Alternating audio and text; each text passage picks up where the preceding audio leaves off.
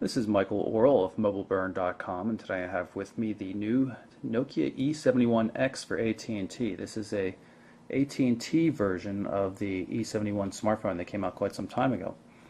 There already has been an unlocked version of the E71 for North America available for some time, but this is the first one to come with AT&T's branding, and it also comes with S60 Feature Pack 2, an update to the UI and operating system that the prior E71s didn't have. And that adds a couple of things, but as you'll see, what AT&T giveth, it also taketh away.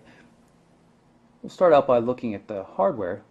You can see there's the same basic QWERTY keyboard that we've seen on the prior E71 versions. Maybe there's a little more grip on the keys, maybe not, it's a little hard to tell. The black color scheme is very nice, but it also is very fingerprint prone, just like we've seen with the prior ones. So it doesn't stay clean very long. You can see on the left edge here we have micro SD card slot and a micro USB data connector. Power is handled through the mini Nokia charger port here on the bottom. On the right edge we have volume controls, voice command, and a 2.5mm headphone jack. So you're going to need an adapter if you're going to try to plug in regular stereo headphones. Red power switch up top, speaker on the bottom, or on the top there. In the back we have the 3.2 megapixel camera with the LED flash and self-portrait mirror. Same little dimpled pattern on the back of the device that we've seen with the other versions. It's just a color change there. And QVGA display. Since it runs S60 3rd edition Feature Pack 2, the E71X has the new destinations system for internet connectivity. We've got the internet destination defined here, 2 of my local Wi-Fi access points, and then the 3G data connection through AT&T. So you're no longer forced to choose between one or the other. If the Wi-Fi is available, they can use it. If not, it falls back to the 3G connection. And that's really useful. But some of the things you'll see are missing. There's no mode switching on this version of the device. I don't know why AT&T would have asked to have that removed, but you can no longer have 2 different modes, personal and business or whatever, with different themes and different home screen configurations. It's quite unfortunate. You can see we do have the normal active standby screen, active home. Another change, these hardware keys down here at the bottom, these 3 can no longer be reconfigured. So you can't change messaging to use a different messaging app, for example. And not only that, there's no difference between short and long presses like there were on the original E71. So again, we don't understand what that could possibly benefit AT&T. It really seems to be like a very strange change from our perspective. Pull up the calendar application here. You can see we're missing the snazzy month view that was available in the original E71 for some reason. Not sure why that is. Hit the home button here and it takes you to the main menu. You can see there's a lot of things loaded up, AT&T Music, filled with shortcuts that you can't get rid of, and all for paid services. You can see there's no way to delete that.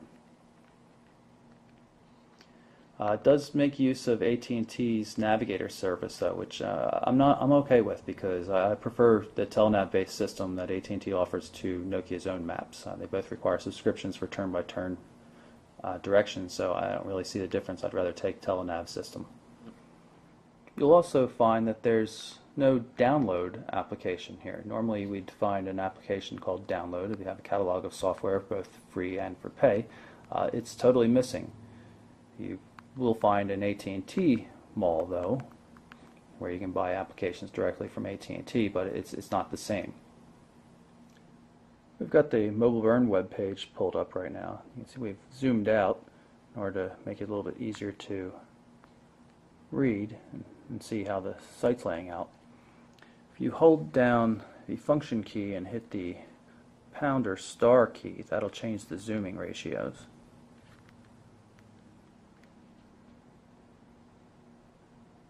Now we're at 100% zoom, and you can see that the site looks pretty much like it does on the desktop versions of most browsers.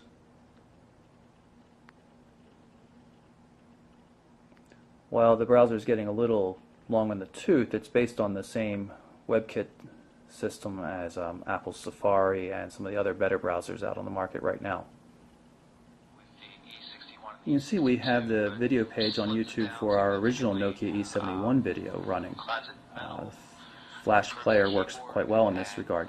Now, of course, the video resolution is bigger than the QVGA display, so you can't see everything at one time. But if we click on the flash video itself, it'll go into a full screen mode, and then down here at the bottom you'll see the regular controls just like you would see on the YouTube page. So it actually works pretty well. The quality is pretty decent. You can't really run HD or anything like that on here because there's just no resolution on the display for it, but it's pretty crisp nonetheless. As is the case with most S60 phones, if you hold down the menu button, home button, depending on what device, you'll get a list of currently running applications. As you can see, we have the web browser running. So if we just hit the delete key here, it'll ask us if we want to kill that off, freeing up memory. Now, I have to admit, a couple of times I've run out of memory while using the web browser on this device, so that's a little bit discouraging considering nothing else is really running.